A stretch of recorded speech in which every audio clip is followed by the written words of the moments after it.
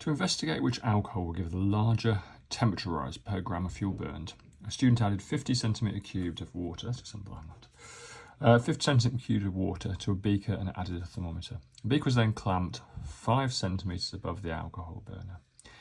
Give 2 ways the experiment could be improved and 2 ways to ensure the tests were fair. Okay, 2 different questions here. So how are we going to ensure a fair test when we do this once and we do this twice? There's loads of stuff we can write here.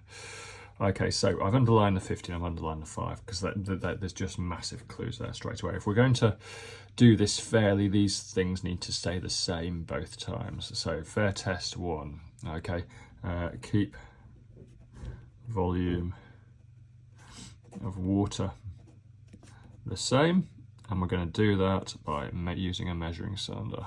Use a measuring cylinder.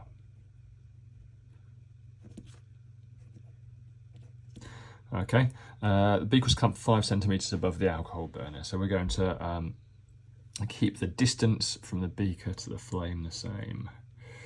Keep distance from beaker to the flame the same.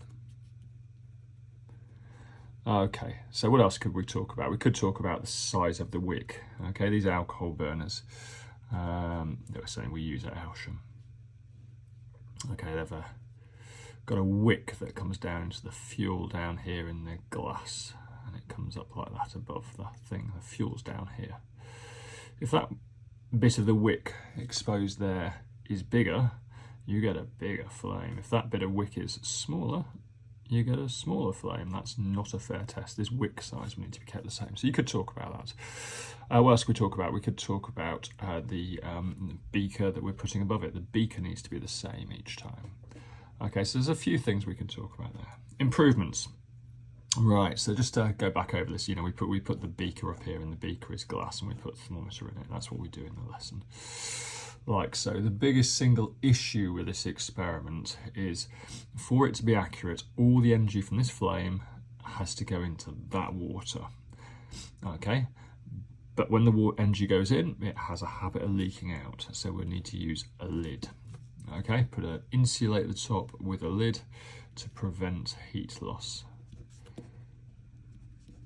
Okay, likewise, we need probably some silver foil wrapped around the sides of the beaker. Insulate sides of beaker with silver foil. The reason I say silver foil is it won't burn. Okay, you can insulate with lots of things, but if they're flammable, it's not going to be a great deal of use around the side of the beaker there. Okay, so there's a couple of things. You could also talk about draft, putting a draft excluder up here and here. Any wind that blows that flame is going to drive the heat away from the beaker. So you could talk about that as well. Okay, all these questions and more on ayleshamhighchemistry.com.